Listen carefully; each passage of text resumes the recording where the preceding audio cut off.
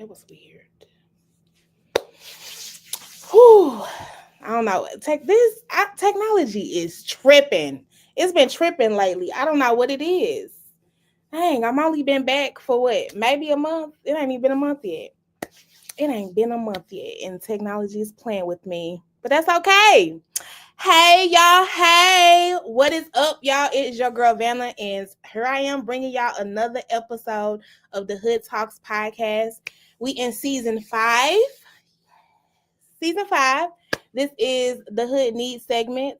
This segment is all about, for the most part, local organizations and things that's doing the work out here in our community. But we get to twist it a little bit and talk about other great things that we need to talk about, like our topic today. We're talking all about media. Man, let me tell you, I think this conversation could go for days. As we all know, our world is, I would love to say in shambles, but maybe that's not the right way to say it. It's a lot of interesting things going on in our world today that contributes to what we see in our media. So I got a great round of women who will be joining me today to talk about media. But before I get into all of that, we definitely have to go ahead and get this show kicked off. Okay? All right.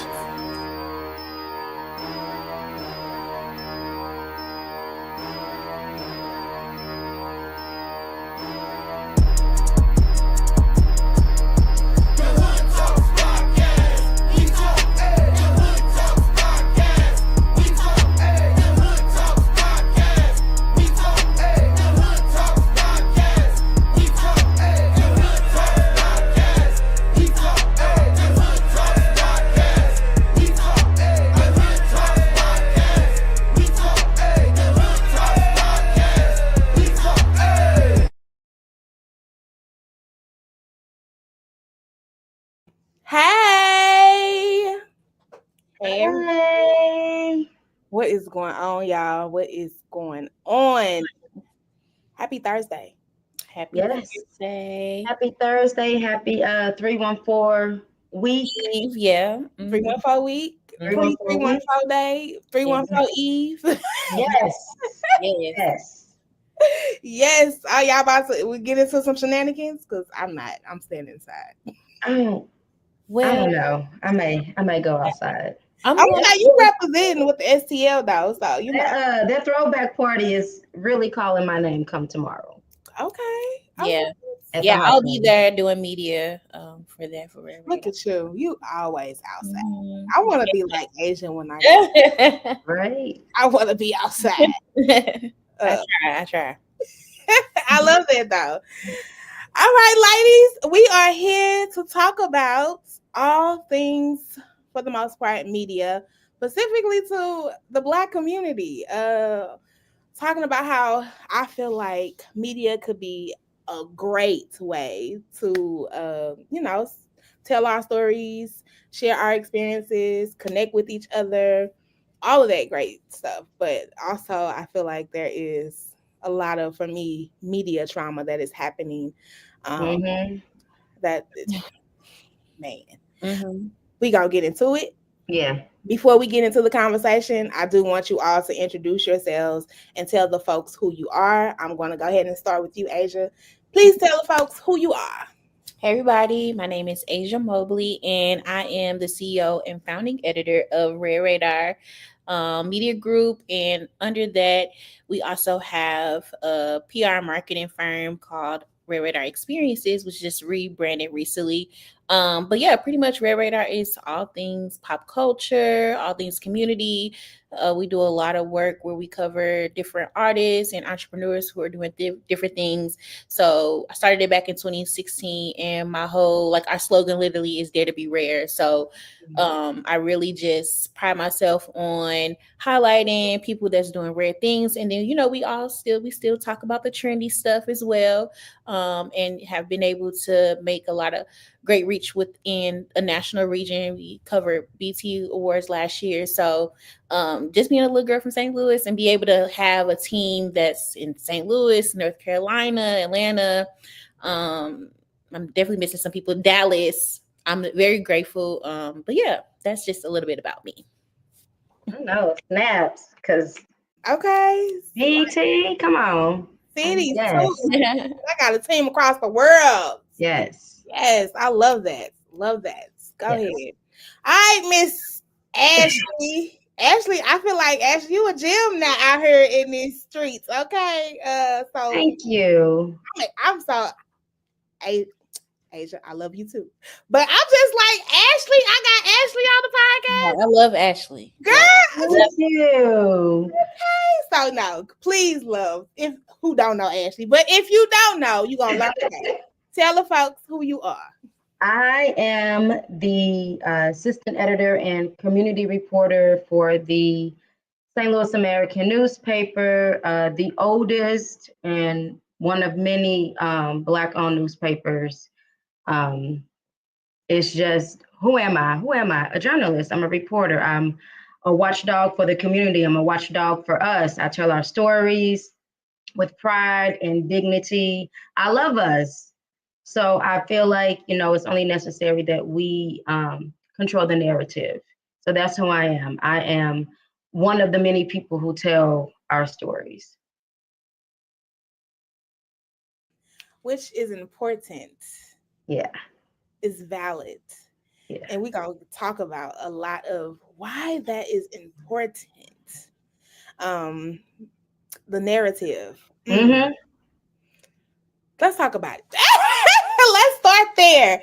Shaping the narrative. I Mm-hmm. want because that's what usually happens with media, right? I think propaganda is what people are using nowadays. Oh, yeah. There's a long, long history of what that has done and how that has contributed Yeah. to, the climate of, call it what it is, racism. But Yeah. I'm gonna let y'all come in and talk all about the narrative, the narrative Yeah. we see currently, and why it's important to have our own spaces. Well, I think it's really important to really dissect what news is and what the purpose of news is. And if we have to go all the way back in history, let's just start with um, like the war between us and Great Britain, right? When we were trying to exit ourselves from that control. Freedom of the press really began with that era, with the 13 colonies saying, hey, listen, we want to be free of you. We don't want, taxation without representation. So the idea of our, and I put this in air quotes, forefathers establishing what freedom of the press is. In those newspapers, in those newsletters, in those pamphlets, they talked about what was going on and how they were being treated unfairly by the Queen, right? Fast forward, we have Ida B. Wells, we have Frederick Douglass, and in their own right, they talked about the lynchings. They talked about being oppressed, right? So fast forward, you have Jim Crow, you have the civil rights. So the newspaper has always been this this platform of telling what's going on in the community, informing people, right? That's what news has been. It has been a place of information. Asia, you want Yeah. to? No, I agree with everything she said. I started off as a journalist, started off in print. I was the advertising manager at my school's newspaper. So I always have a deep love for print media and just journalism as a whole. But just to kind of piggyback off your question with Black representation, I think that that's very important. And I did come like in the area of, Bebo and Tumblr and different things like that. And that's kind of where I started my blogging era. But just even with the digital landscape and things that we are in right now, so many different people having a voice now. Mm-hmm. And it's a great thing, but it also can be a bad thing because again, like you have to be mindful of the type of media or the type of information that you're taking in. And just historically, that's the first thing they taught us, like back in, journal J school, is just how the media always have been powerful to get messages out to the community. And so now, as we see with everything that's going on in politics or just everyday life, you have to sometimes take a step back and think like, okay, what am I digesting? What, like, who am I going to? Is this person really a great resource? So, or a great source? So, um, historically, media is definitely very important, but now we have to really have that type of discernment, and representation really matters when it comes to, like, taking in the type of information that you're, consuming. So I think that's very important. You said a lot.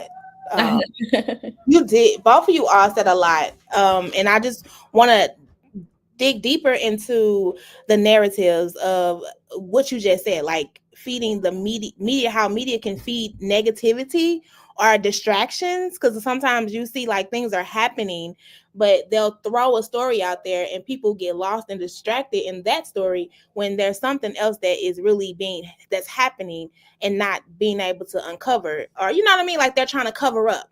um so I just, and so being able to understand, like, and then everybody got an opinion, right?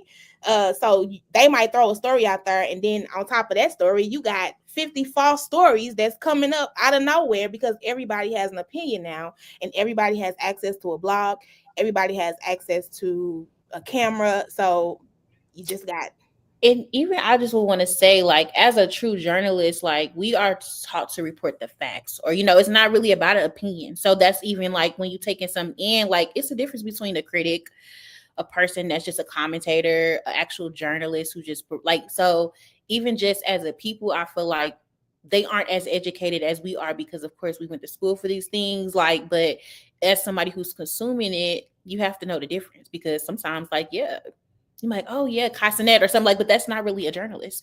And I think now that we see people in these positions, and because of their, like, social status, which is great, because I love that too. Like, those are other opportunities. They're breaking barriers for people, that other people, like, that they can inspire. But it is definitely a difference. Like, that's not really journalism. So I think we have to get back to what really is journalists. Who can we you know, respect and actually see as a resource for information. So yeah.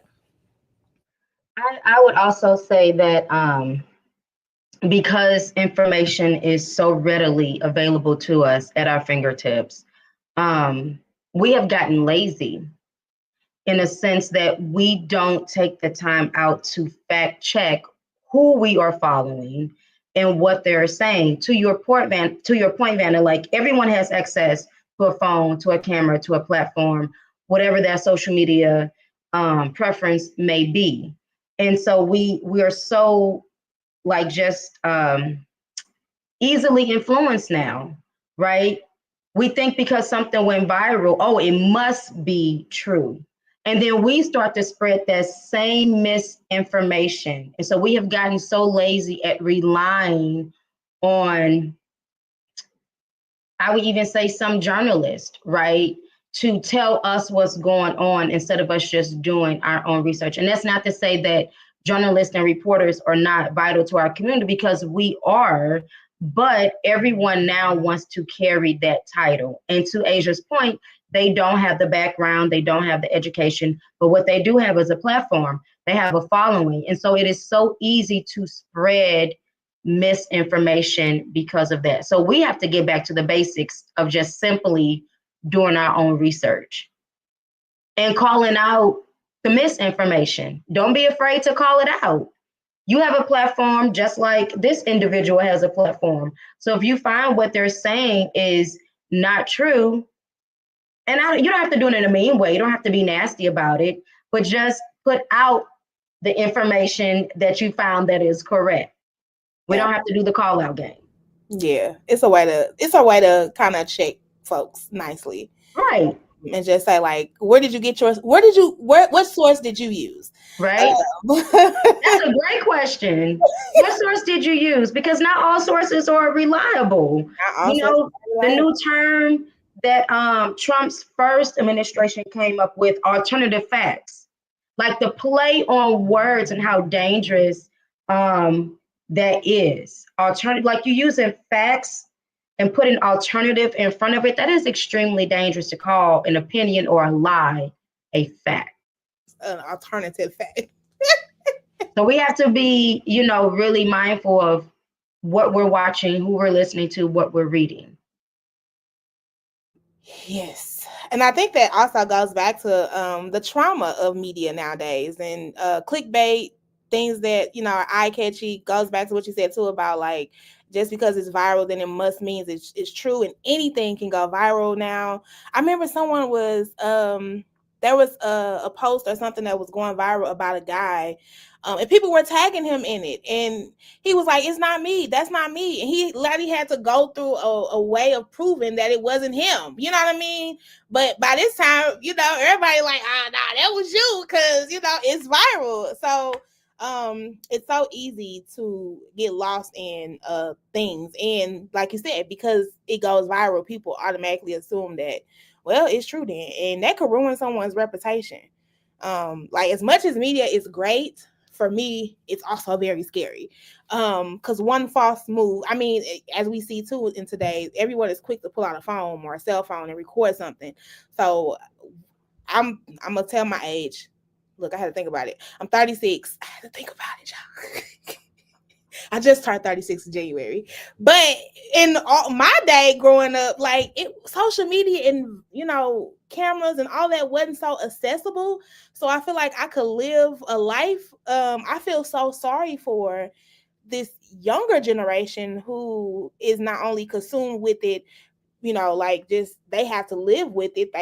They're all in, but the easiness for something, a moment to go viral and ruin their life. So I just think we have to also take that in consideration when we're thinking about social media and media period and the access to video camera. Like some of this stuff has been great, but some of it's also been very negative and very harmful, and impacting people's lives.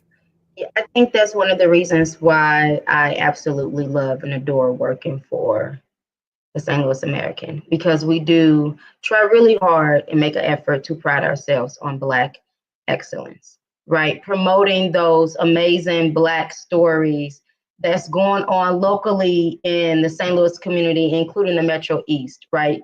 It's not just all of this negative stuff that we see other media outlets constantly pushing out there about us, about our community, about people that look like us, about marginalized communities, right? We really do try and inform, but also talk about the dope stuff that we're doing. Highlight the unsung heroes. Talk about the sheroes.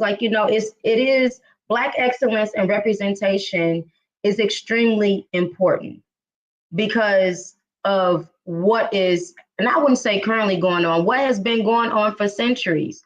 And that is the erasing our story, erasing our history, presenting this image of us that is completely not true, right? That comes into controlling that narrative and us having the right to tell our own story the way that we want to and not being dictated how we should tell our stories.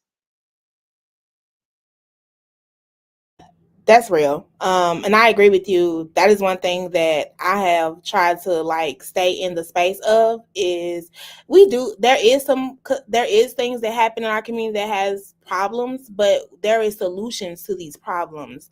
And then like I said, how do we counteract the negative, the narrative that they want us to run with? How do we inspire by showing that we are more than, the narrative that they want us to believe. We are, you know, we are excellence, and there's so much Black excellence here in St. Louis. There's so many great people doing great work. And how do we uplift that so we can inspire people to be that? Because I feel like if you see, and I say this a lot of times when I'm sitting in rooms and talking to folks, and I say if you see nothing but death, decay, and destruction, you gonna think that's all that you are capable of, or that's all that's around you. So you're gonna give up. You're not gonna strive to do anything differently. You're not gonna strive to be better. So how do we intentionally use these spaces to uplift the positive and inspire the youth, especially the youth, but inspire each other? And I think too, we have to find some way to make sure that the youth knows that everything that you see on social media is not reality. Because sometimes we know that this also makes people feel like, oh, I ain't doing enough. Oh man, I ain't worthy. Oh man, how you balling, or how you got that, or how she over there with such and I ain't did it, and and it's like people start to think, how do you say it? Help me out, child. Less of Imposter themselves. syndrome. Yeah, Oh, that's a good one, Asia. Imposter syndrome. Yes. I yeah. was just talking to my sister about this because I'm the oldest of three, well, four children, and I always talk to my siblings about just like I'm good for deleting the app and just removing myself from certain things, especially if I feel overstimulated or if I feel like, I don't know, just sometimes I need a brain break and it's good to unplug. And so even with me just talking to them or talking to their friends or just talking to like, younger people, period, and they just really feel like this is their end all be all. Like, and it's really sad. It's like, no, go outside. But then when you go outside, I mean, sometimes it's not as safe as it used to be. So it is like you have to be, kind of meet them where they're at. So we're like, okay, well, it's so many different free things here. We have great platforms, Bergen Casey dates and things to do, like so many amazing influencers who exposed me to different things in St. Louis that like, wow, like I didn't like, well, I've always kind of had people in my community who brought me out VP Fur and things like that, but a lot of these kids don't have that community or don't have people who really get them or expose them to different experiences. So again, like use Google, free things to do, like like literally again, research, educate yourself, expand your mindset. And I feel like that'll kind of expose you to different things. But I do like try to come with a gentler approach when talking to them because it is hard. Like, I don't know if you guys seen it's been a viral video of like a 15-year-old girl who was like dragged by a hairstylist, but it's like, wow, like this girl is 15. She's gonna have to deal with this for the rest of her life. And people are like making a joke of it and stuff, but it's like, no, that's really not funny. Like, that's really something that imagine you having a situation at 15 and it's just online forever. Like, yeah, so they are Forever. experiencing things that I could never even imagine because again, like that's something that I didn't have to deal with. So we're all learning and growing. It's just okay. How can we meet everybody in the middle and really build that community and be able to understand each other better? To yeah, just understand each other better, basically. Give each other some grace Grace, yes, and absolutely. empathy. Like, how would you feel if that was you on that video? You know what I Yeah, mean? and even just to go back where you was just saying, like the with the imposter syndrome, like a lot of people, what you post online is not really the reality. People don't post the hard times or things like that. They're going to post, of course, like yeah, I'm on BT, but I was struggling like last year, beat me up, like in reality. But it's like no, like you're gonna have ups and downs, and having people share their story through vlogs and stuff now, which is really good. Behind the scenes, you see like different CEOs or people, journalists do a day in their life. That's really cool, but it kind of humanizes people a little bit more, which is great. But again, grace is definitely needed for sure. And I was gonna say real quick, the other alternative, because even like I found myself trying to share, just how like you said, people don't think that it's always all good. But Mm-hmm. sometimes I find myself trying to like sharing some of the, like, oh, I'm struggling today, or this was hard, or this was tough, and people think you be literally like just seeking attention, and it'd be like you can't win for losing. Either if I'm They don't winning, want to. They don't want to be able to relate to that. Like they don't want to hear that, which is sad. So it's just like, because like you said, there is hard times. mhm, That's reality. Life is not always going to be cookies and ice cream every yeah, day, right? Like you gonna have to eat that broccoli, mhm, because that broccoli gonna make you feel better. It's gonna make you fit. It's gonna make you, you know what I mean? So that was a bad acknowledge. Yeah, that was probably because I need to eat the broccoli. But anyway, but for real though, it's tough. It's not always going to be easy. But when you get through those tough moments, that makes you better. So I appreciate that. absolutely. I do. So I do want to ask you all. I feel like we touched on a lot, but one of the things that I do want to get into, to talk more about is how, because we have, again, there is so many great platforms that technically do this work, and are credible sources. And I was love for you all to like shout out what you all who you all think would be great sources for people to tap into. But how can the public, us, the people, the community, better support, um, you know, the platforms that are, credible, the ones that are doing the work, the the appropriate Yeah. platform. How can I support so we can maintain them and keep having them? I And would who? say it's Go go ahead. ahead, Asia, where you going? I'll let you go, Ashley. Yeah. Okay. I would say it's important to support local news, right? Support those non-for-profit news outlets because they're not controlled by anyone. Support minority media outlets. Support women-led media outlets. Like support. It's so important that we support our local news outlets and the credible ones, right? Not just anyone, but the credible ones. Definitely support them. If you see a news story, if you're reading it, hear about it, share it. Share it on your platform so that we can get these stories circulating. Because it's one thing to write the story or to tell the story or be a broadcaster or whatever the case may be. But if it doesn't go anywhere in the community, it is not serving those that it needs to. So it's so important that we share what is going on in St. Louis within St. Louis. Right. So support your local podcasters, support your local newspapers, support your local magazines. Like definitely support local news.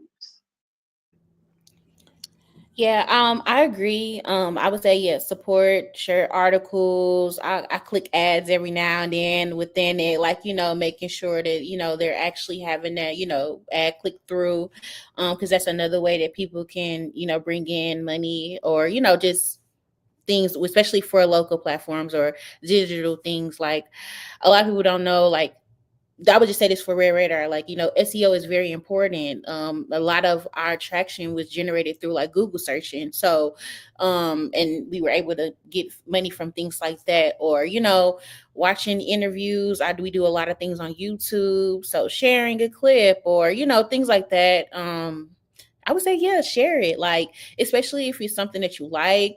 Link it to your story or share it with a friend or anything like that. I will say have been grateful to have a community of people who are very supportive and show up for me and comment. I'd be like, oh my gosh, like you actually watch my YouTube videos. Like I don't know, it's kind of cringy too because it's like people but it's good to know. Like I would just shout out my cousin B Mason. She was in here earlier. Like she always showing up for me in different moments and different spaces that I'm in. So yeah, like if you really love the work and love what the stories that are being told, me just as a publicist, it's very important to me for to build those relationships with journalists too.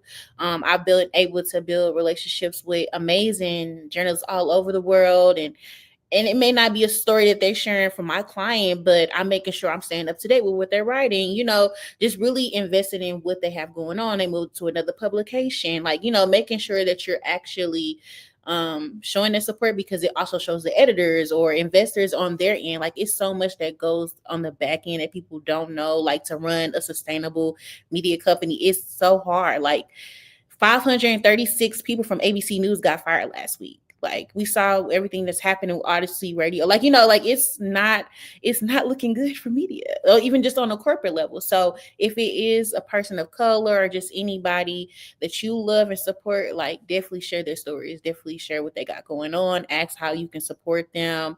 Yeah, just ask them too. Like, hey, how can I support you better? I think there should be a social media post for all of us who are in media. How can I better support you? Right? How can I better support you, St. Louis? I did a post about that a couple of weeks ago. Like St. Louis, as a health reporter, I'm here to serve you. What stories are you looking for me to tell pertaining to health, Black health? And I got such a great response. And I forget that sometimes like people may be shy to say, hey, this is what we want you to cover. This is what we want you to write about. This is what we want you to talk about. You know what I'm saying? But that is our job in media, is to be a service to the community that we are in. This is a service job. I work for the community, right? I work for St. Louis. I work for the St. Louis region. Tell me the stories that are important to you. Yeah, What would you like to see in the paper? Who should I interview? What should I cover? What's going on that we're not talking about? that's valid. That is important. I think that's so valid. Um, and you said something, Asia, that just hit me really hard. You said it's not looking good for media. And I agree. And I think it's going to be even hard for Black media. Absolutely. Um, Yeah. It's not looking good. I mean, even just me as somebody who just kind of started mine just out of inspiration. I do have a team of people, and they're very loyal, they're very amazing, but I'm like, dang, I would love to be able to have them quit their 9 to 5s to work Red Radar full time. Like, how do I really build a sustainable media business? And then I'm looking at the essence, and I'm looking at all these people who I literally looked up to or worked with in the past, and I see they have mass leads. I'm like, wow, it's very discouraging sometimes. But yeah, like it's a lot. it is. It is a lot, and I agree that I don't think a lot of people understand the back end things that happen. I'm just again just a podcaster, and my stuff came out of inspiration too. And it is hard. It's a lot of work. Coordinations, like you said, just the resources that you need to execute, the time commitment that it takes to pull things off. It's not easy. I know a lot of people like, well, you get up here and just talk, but it is definitely more to it than that. It is, and it's more to you just writing an article. I You know what I mean? mean, the back end of it all, right? Funding, right? We need money. We need money to survive. So if this publication is not selling ads now, how is it going to be able to stay afloat? On a local aspect, the St. Louis Post Dispatch had to let go so many of their employees, right? That's a daily newspaper. So that's to Asia's point, like it is media is, how can I put this? Media is not only struggling in that sense financially, but it is now being attacked, right? Our current president and his administration is attacking media, saying who is allowed in his press conference. And that is infringing on our rights, right? Freedom of the press. That's in the Constitution. And so it's almost like I have to play by a certain game, by certain rules, if I want to keep my job, if I want my publication to still be around as a PR or other type of medias. Now that DEI can't use the words for diversity, equity, inclusion, now we have to figure out what words to use to not get funding taken away, or to advertise to businesses who are afraid now, ooh, is this a DEI? Am I going to lose business? It's media is almost like the scapegoat of what is going on. People blame media. And sometimes, media can be, that gift and a curse, but media is being hit really, really hard right now. The industry is being hit, and it is being blamed for a lot of things that we just simply don't have control over. Yes, a lot of things. And it is scary. Um, it is scary because then it goes back to the control of the narrative, right? They get to control the narrative, um, even if it's not factual. And so what do we do? What do we do, right? And I would say, Ashley, I think you're in a very particular space too, right? Because we also know there's a reading gap for, some of the upcoming generation. So thinking about, especially in St. Louis, right? So, and I mean, honestly, like getting children to read or even getting them out of the tablet is like crazy, right? So Mhm. thinking about in generations and generations, if this traction keeps moving, which I say, that's another way how they, control things, if, changing the language. So if we're not talking about having newspapers or anything in the future, what happens? I know like things are more digital, but still, if folks aren't going to the papers anymore, or reading magazines, or Hmm. looking at the digital reading, and everything has to be like this type of situation, um what does that mean for spaces like news, the post dispatch, and you know what I mean? Yeah, I mean, yes, everything is moving digital and it is cheaper. You know what I'm saying? It economically it makes sense even for the earth itself, right? Mhm. We're using less trees. So I'm not opposed to the digital aspect, as long as you're staying updated on what is going on. If you get your news like this, fine, cool. But who are you getting it from? Okay. Right? So if it's the American, if it's CNN, if it's MSNBC, if it's Fox, if it's Newsmax, if it's X, formerly known as Twitter, if it's TikTok, who are you? Where are you getting your news from? and in check fact checking And and right.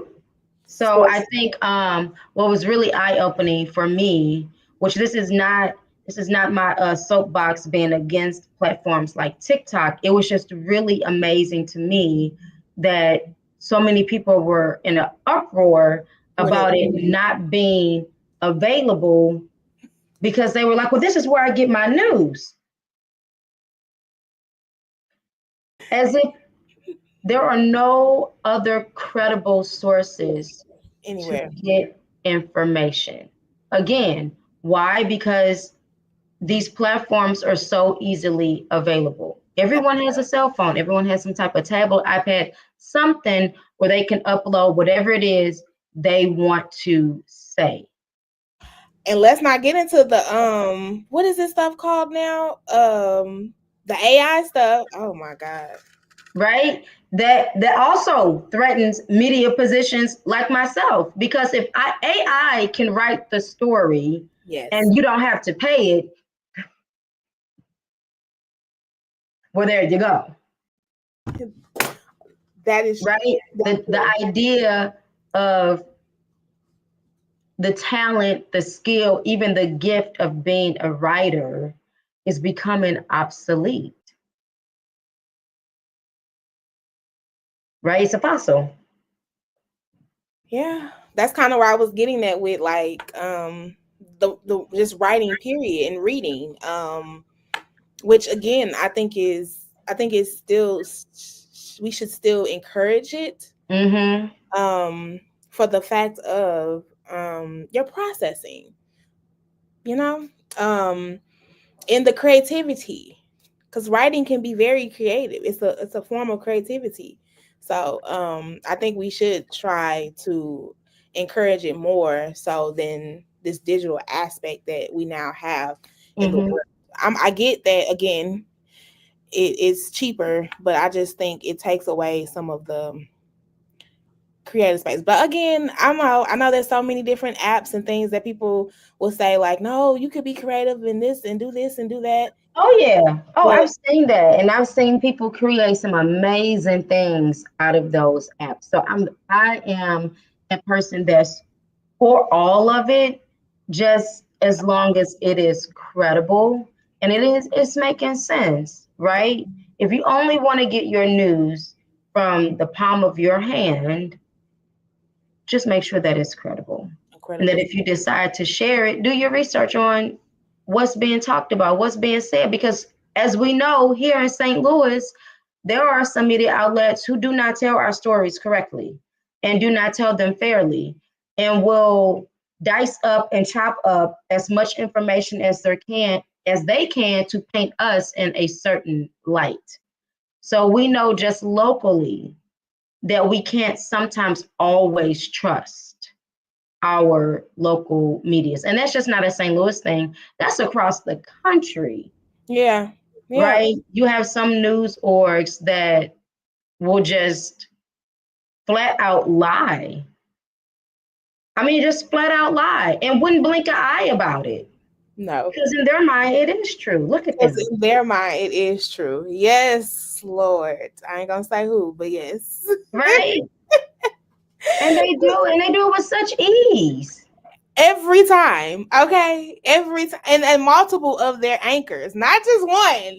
Like maybe it might be one. No, it be multiple of their anchors on Right? different And shows. if you want to keep this job, you got to play this game. You want to work for this news station, you want your bills paid, you want to eat, you want to go to the grocery store, this is what you have to do, And right? You I no think longer control the narrative, the but narrative. I think that's also happening just on a a playing field again, like it's being attacked.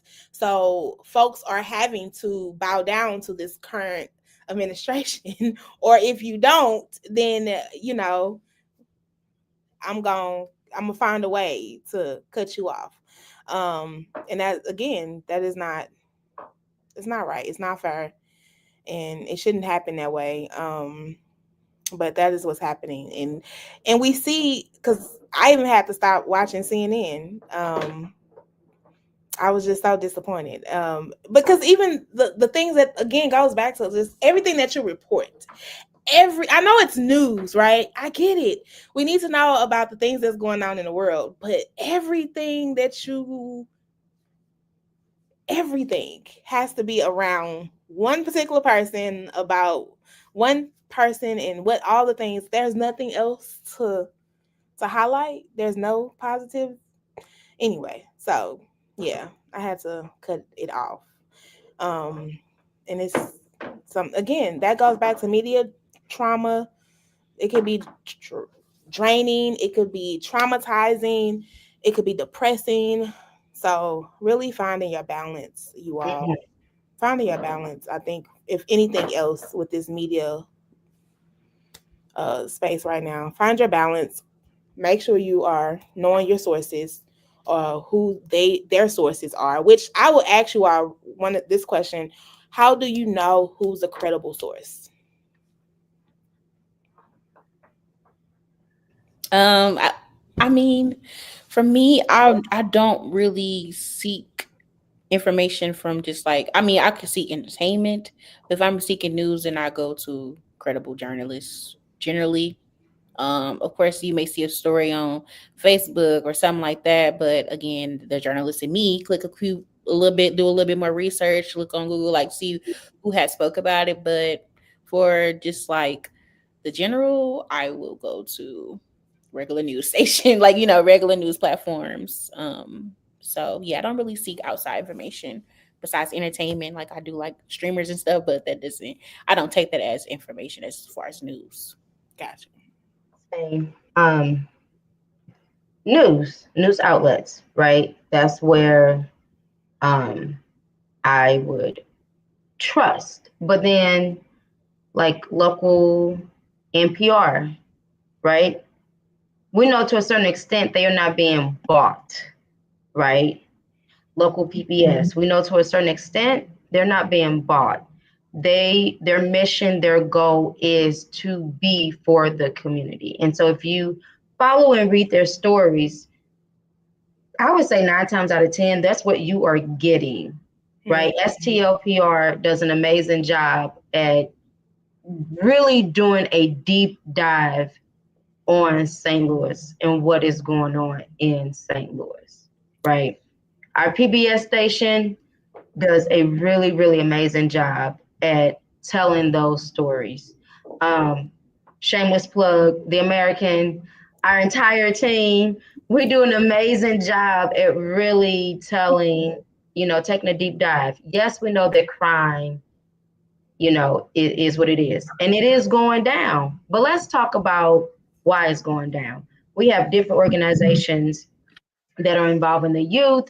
We have all of these mental health avenues now that can be put to use. Like there are, like I said, these unsung heroes and sheroes that or doing the work, like boots on the ground doing the work.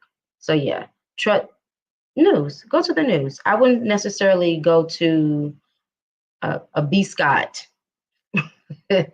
for my news. Nothing wrong with B Scott. Nothing wrong at all. But am I going to go to this individual for like hardcore news? No, I wouldn't even trust TMZ. I wouldn't do that. Not a good idea. Yeah, no, thank you. No, thank you. So I hope you all are catching all of this great information. Because I really do think that we have media, and this is why I wanted to talk about this, is because I think that, like you said, there is definitely they're coming from media. Because it can very much push a narrative, or create a narrative. And so we have to be very aware of what's happening and how to make sure that, again, things are credible. There's a balance. Get outside of sometimes social media, get back in community, get into spaces, and really, get into that. Um, in person type. I know it's like after COVID kind of, but getting back to that and just making sure you know who your sources are and the people that you are watching, who their sources are. So you are very much informed appropriately. Because there's so much that could be thrown at you in all type of ways. And we know it's going to get worse than it is going to get better where we're headed. So I think this was important to have this conversation. I do want to ask you all, and this will be kind of my last question. What advice would you give to anyone looking to break into media, um, and they're specifically wanting to talk and tell like the more authentic community driven stories? What would you tell them? For me, so the reason Rare Radar is still even existing is because it has transformed into a platform where I kind of mentor aspiring journalists, content creators, producers, and I literally work with them and kind of create a plan for them to, like, build their portfolio. But something I always tell them is just do it. There's so many different other organizations, NABJ, or different actual, even just on the national level, we have Black Girls in Media. They do a plethora of events nationwide, internships available. My first internship was with Karen Silva, and I also was a social media manager. For like Respect Magazine, which is like, a very respectable hip hop magazine. So seek out opportunities to intern. Just always look at opportunities, look at a situation as an opportunity to grow. And just, yeah, just do it. That's what I tell people. But also do research on, like, I followed every freaking journalist that I could back in the day. I did an internship for NABJ before. I, asked my advisors, hey, if you have an opportunity, always think of me. So definitely don't ever feel like you're putting yourself out there in the wrong way. The only thing somebody can say is no. That's the worst thing anybody can say, no. And just because it's a no don't mean like that's never. It just may not be in alignment for you, and it's always another opportunity out there. So that's what I, you know, definitely pride myself on, and I tell that to my team and just tell that to anybody who, reach out to me for advice. So yeah, just do it. AJ, you said everything I was going to say. So, yes, everything that Asia said, right? So, any journalists that you look up to, follow them, follow their work, read their work. You know what I'm saying? Study them. Stay abreast and updated what's going on in your own community, right? Have conversations, get in the habit of talking to people and asking them about those what's going on, how would you do this if it was that, get in the habit of talking to people, because that's what a reporter does, that's what journalists do. PR, we literally talk for a living. So get in the habit of talking to people, get in the habit of listening, not just talking, but also listening. Join your local NABJ chapter, get in the habit of watching the news regularly. Watch it and read it. And that would be my advice. And if it's something that they continue want to do, if it is possible, go to school for it. Because, and not just so you can have the degree under your name, but there's just something about that college experience that is going to prepare you for the real world. And it has nothing to do with the classroom. It's what you do outside that classroom. So yeah. Whew. Y'all are so inspiring. I love this. I love this. But thank you all. Because again, I really, really, really thought that this was an important topic. Because I agree that there's so much information out there. So much misinformation. And I feel like this is the era of misinformation and opinions. And everybody got an opinion, right? Everybody got an opinion. But we need to know the facts, not opinions. Okay. So hopefully y'all got something because I got a lot from all the things that were talked about today. As I begin to close us out, I do want to ask you all to do me one solid because both of you all was able to come into the building at our first The Link Up events. So I do want you all to tell the folks, how do you feel about the space, about the event space? How was the link up for you all? Yeah, I think we talked about it yesterday, but I really enjoyed it. It was also, I was just kind of there as a bug on the wall, just kind of peeping the scene um, as a publicist because I do work with Vanna on the side. But it was really good just to hear people talking and seeing how they came across it. I also thought that the panelists were very informative and like very passionate about their, the housing and just the different things that people face every day, just even down to like the health side. So it was very informative. So if you guys haven't, definitely come to the next one.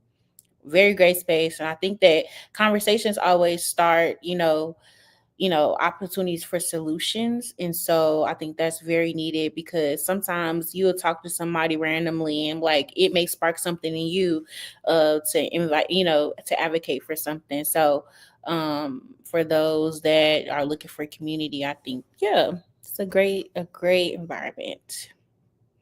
I enjoyed it just because we don't talk enough about the connection between housing and health and how the lack of resources pertaining housing affects you mentally. It affects you physically. It affects you emotionally. And we don't talk about inadequate housing enough. Um, and so, or even the connection to, and I wouldn't say the beginning of it, but what really sparked the conversation of inadequate housing, and that is during the pandemic.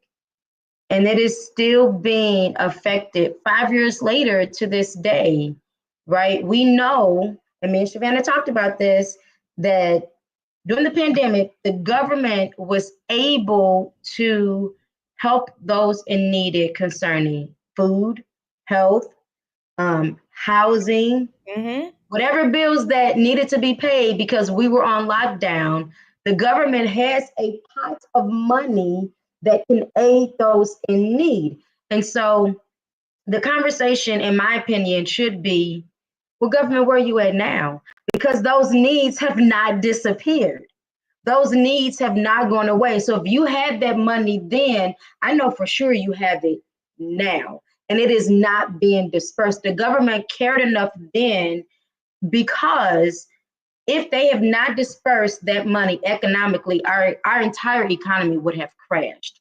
It would have been another recession because people weren't able to spend money because no money was coming in. And so that creates that circle of money coming in, money being spent.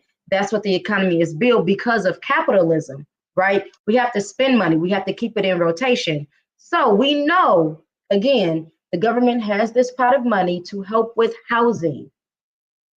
We need to call out our government more locally, city of St. Louis, on a state level, on a national level. We know the funds are there. You did it before. There should not have to be some type of health pandemic for the government to actually do what our tax dollars are paying for. What are my tax dollars going for? Just to sit and put money into these rich individual pockets? No. My tax dollars are for what's needed for the community that I live in to help those in need. So yes, that housing to health still is, not was, still is a very important conversation. It is. And there is very few resources out there supporting the folks in the housing to get people into safe housing. And it's doing the bare minimum. And I do agree that there's Bare minimum. the bare minimum, that there's so much more that can be done, and we need to make sure that it's being done. And so I was so grateful for the panel who was able to join us for that conversation. They brought a lot of expertise to the space. So I say that to say thank you guys for joining us, but also you are more than welcome to join us at the Link Up. We're doing this each month until August, and each month is a theme around social determinants of health. And so our next one is on April 17th. We're at the Trolley Room. Do y'all know how many people keep asking me what's the Trolley Room? I'll be like, I am so shocked that people don't know what the Trolley Room I is. didn't know what it was. I did not know that, but it's a beautiful space though. Everybody is like, where's the Trolley Room? Where's the Trolley Room? I was like, okay, I get it now. So yes, we are in the Trolley Room in Forest Park. It is it's very nice. It's a nice space. But that ain't all about why you should come. The conversation we're talking is the link between food and health. Again, all these themes are around social determinants of health, and the next one is around food and health. What you eat impacts your health. And so we're going to get into that conversation April 17th. Again, the same setup. We got a great panel, space for networking, because you never know who is in the building. I say that often because you never know. Shout out to my girl Lush Libation. She got the drinks. And we got a DJ Jazzy. She gonna be on the ones and twos. And this one, we got Spyro in the building.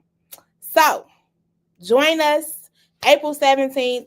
Make sure you go ahead and please register so we can know to expect you.